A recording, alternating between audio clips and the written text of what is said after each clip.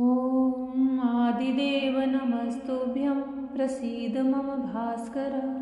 दिवाकर नमस्तुभ्यं प्रभाकर नमस्तुते।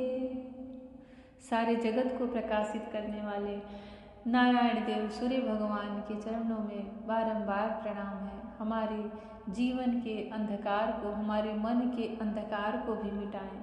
हमारे अंदर वह ज्ञान का प्रकाश भरे, वह दिव्य ज्योति जलाएं, जिससे हम अपने अंतःकरण में अपने श्याम सुंदर की छवि को देख सकें। जय श्री कृष्णा। मेरी सोल फैमिली आध्यात्म आपके अपने चैनल पर मैं नंदा आप सबका बहुत बहुत स्वागत करती हूँ। श्रीमद् भागवत महापुराण का पंचम स्कंद चल रहा है और मुनि वेद व्यास के द्वारा रचित सृष्टि वर्णन का प्रसंग श्री सुखदेव मुनि राजा परीक्षित से कह रहे हैं। लोकालोक पर्वत के सहित अन्य 6 वर्षों का बड़ा ही सुंदर वर्णन मुनि सुखदेव राजा परीक्षित से कह चुके हैं।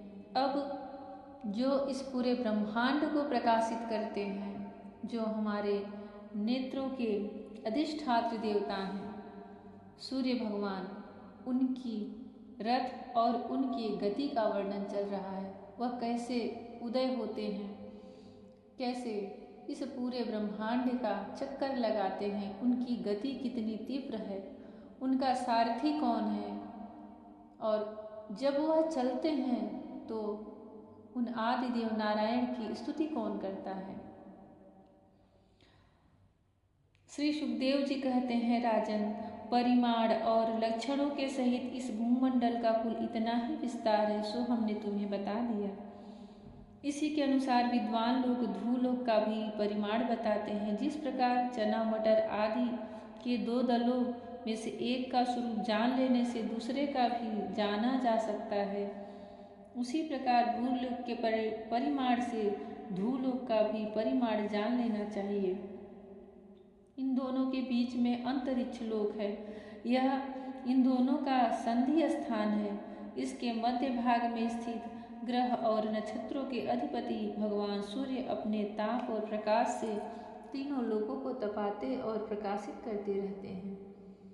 वे उत्तरायण, दक्षिणायन और विषुवत नाम वाली क्रमशः मंद, शीघ्र और समान गतियों से चलते हुए समयानुसार मकरादि राशियों में ऊंचे नीचे और समान स्थानों में जाकर दिन रात को बड़ा छोटा या समान करते रहते हैं।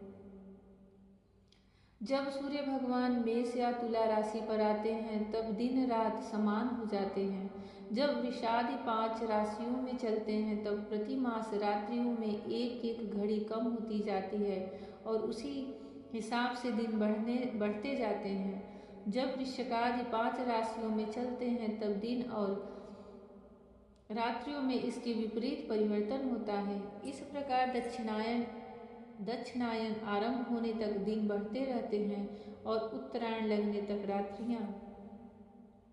इस प्रकार पंडित जन मानसोत्तर पर्वत पर सूर्य की परिक्रमा का मार्ग 9,51,00,000 योजन बताते हैं। उस पर्वत पर मेरु के पूर्व की ओर इंद्र की देवधानी, दक्षिण में यमराज की संयमनी, पश्चिम में वरुण की निम्नलोचनी और उत्तर में चंद्रमा की विभावरी नाम की पुरियां हैं।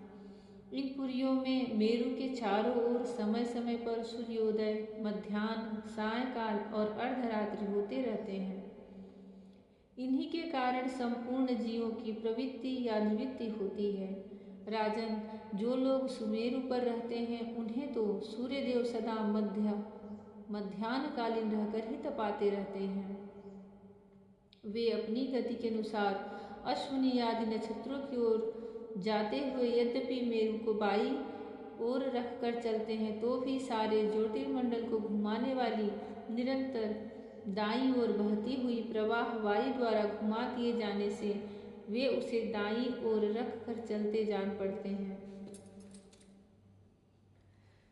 जिस पुरी में सूर्य भगवान का उदय होता है उसके ठीक दूसरी ओर की पुरी में वे अस्त होते मालूम होंगे और जहाँ वे लोगों को पसीने पसीने करके तपा रहे होंगे उसके ठीक सामने की ओर आधी रात होने के कारण वे उन्हें निद्रावश किए होंगे। जिन लोगों को मध्याह्न के समय वे स्पष्ट दिख रहे होंगे, वे ही जब सूर्य सोमादि दिशा में पहुंच जाए तब उनका दर्शन नहीं कर सकेंगे। सूर्य देव जब इंद्र की पुरी से यमराज की पुरी को चलते हैं तब 15 घड़ी में वे 2.25 करोड़ 12.5 लाख योजन से कुछ 25,000 योजन अधिक चलते हैं। फिर इसी क्रम से वे वरुण और चंद्रमा की पुरियों को पार करके पुनः इंद्र की पुरी में पहुंचते हैं। इस प्रकार चंद्रमा आदि अन्य ग्रह भी ज्योतिष चक्र में अन्य नक्षत्रों के साथ साथ उदित और अस्त होते रहते हैं। इस प्रकार भगवान सूर्य का वेदमय रथ एक मुहूर्त में 34 लाख 800 योजन के हिसाब से चलता हुआ इन चारों पुरियों में घूमता रहता है।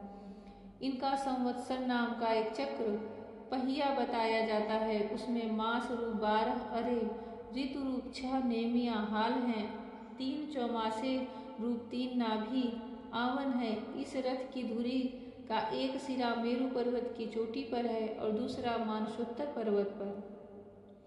इसमें लगा हुआ यह पहिया कोल्हू के पहिए के समान घूमता हुआ मानसोत्तर पर्वत के ऊपर चक्कर लगाता है। इस धुरी में जिसका मूल भाग जुड़ा हुआ है, ऐसी एक धुरी और भी है। वह लंबाई में इससे चौथाई है। इसका ऊपरी भाग तैल यंत्र के धुरे के समान ध्रुवलोक से लगा हुआ है। इस रथ में बैठने का स्थान 36 लाख योजन लंबा है और 9 लाख योजन चौड़ा है। इसका जुआ भी 36 लाख योजन ही लंबा है। इसमें अरुण नाम के सारथी ने गायत्री आदि छंदों से नाम वाले 7 घोड़े जोत रखे हैं। वे ही इस रथ पर बैठे हुए भगवान सूर्य को ले चलते हैं। सूर्यदेव के आगे उन्हीं की ओर मुंह करके बैठे हुए अरुण उनके सारथी का कार्य करते हैं। भगवान सूर्य के आगे अंगूठे के पेरुए के बराबर आकार वाले बालखिल्यादि 60,000 ऋषि स्वस्ति वाचन के लिए नियुक्त हैं। वे उनकी स्तुति करते रहते हैं। इनके अतिरिक्त ऋषि, गंधर्व, अप्सरा, नाग, यक्ष, राक्षस और देवता भी, जो कुल मिलाकर 14 हैं, किंतु जोड़े से रहने के कारण 7 गण कहे जाते हैं। प्रत्येक मास में भिन्न भिन्न नामों वाले होकर अपने भिन्न भिन्न कर्मों से प्रत्येक मास में भिन्न भिन्न नाम धारण करने वाले आत्मस्वरूप भगवान सूर्य की दो मिलाकर उपासना करते हैं। इस प्रकार सूर्य भूमंडल के 9 करोड़ 51 लाख योजन लंबे घेरे में प्रत्येक क्षण में 2000 योजन की दूरी पार कर लेते हैं। जय श्री कृष्णा।